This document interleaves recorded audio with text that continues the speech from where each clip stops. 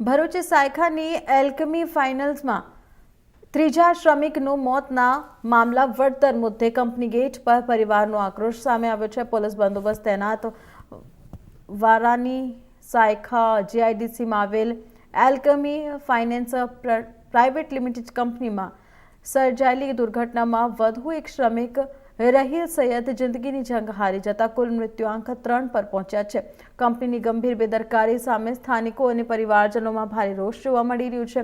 મૃતકના પરિવારે કંપની દ્વારા ઓફર કરાયેલ નજીક વળતરને ભીખ ગણાવી ઠુકરાવી દીધું અને ન્યાય નહીં તો અંતિમ સંસ્કાર નહીંના નારા સાથે કંપનીના ગેટ પર જ ધરણા શરૂ કર્યા છે। ભરૂચ જિલ્લા યુવા કોંગ્રેસના ઉપપ્રમુખ પટેલ ઇમ્તિયાઝે આક્ષેપ કર્યો છે કે કંપની સત્તાના જોરે આ ઘટનાને કુદરતી મોતમાં ખપાવવાનો પ્રયાસ કરી રહી છે।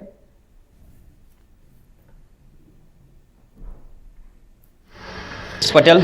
ભરૂચ જિલ્લા યુવા કોંગ્રેસ ઉપપ્રમુખ। હાલ આપણે ઉપસ્થિત છીએ ભરૂચ જિલ્લામાં આવેલ સાયખા જીઆઈડીસી વિસ્તારમાં કે જ્યાં એલ્કેમ ફાઇનકેમ કંપનીના અંદર થોડા દિવસો પૂર્વે એક અકસ્માતનો બનાવ બન્યો હતો, જ્યાં કંપનીના અંદર 4 કર્મચારીઓ ગંભીર રીતે દાઝી ગયા હતા અને જેમાં એક સિક્યુરિટી કર્મચારીનું સ્થળ પર જ મૃત્યુ થયું હોવાની માહિતી અહેવાલ પ્રાપ્ત થઈ હતી, જેમાં એક કંપનીનું સારવાર દરમિયાન મૃત્યુ થયું હતું અને ગઈકાલે ફરી એકવાર રાહિલ સૈયદ નામના વ્યક્તિનું મૃત્યુ થયું હતું। અહીંયા આજરોજ મુસ્લિમ સમાજના અગ્રણીઓ અને સ્થાનિક આગેવાનો સાથે ભેગા મળીને તેમના જે વળતરની છે માંગ માટે કંપની ખાતે ઉપસ્થિત રહ્યા હતા, પરંતુ કંપની દ્વારા આ જે બનાવો બન્યા છે અને જે કર્મચારી સિક્યુરિટી ઉપર હાર્ટ એટેક આવવાથી મૃત્યુ પામ્યા હતા તેને એક નાટ્ય રૂપાંતર આપીને કુદરતી મોતમાં રૂપાંતર કરવાનો પ્રયાસ કર્યો હતો, જેના વિરોધ સંદર્ભે અને પ્રજાહિત કાર્ય માટે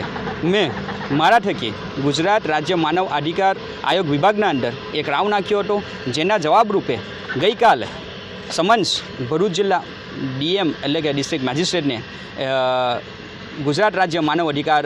દ્વારા સમન્સ પાઠવવામાં આવ્યો છે અને તેનો ખુલાસો માંગવામાં આવ્યો છે। આવનાર દિવસના અંદર જો આ પરિવારના પક્ષે કંપની ઊભી નહીં રહે અને યોગ્ય વળતર નહીં આપે અને અહીંયા જે સ્થાનિક અધિકારીઓ છે એ અધિકારીઓ આ જે કંપનીના 2 જવાબદાર અધિકારીઓ છે તેના સામે કાયદાનો કોઈનો વિજય નહીં તો યુવા કોંગ્રેસ આવનાર દિવસોના અંદર આ જે પ્રજા છે અને જે ભોગ બનનાર વ્યક્તિઓ છે તેમના પડખે ઊભા રહીને રોડ ઉપર ઉતરીને એમના ખપાવવા માટે કટિબદ્ધ છે।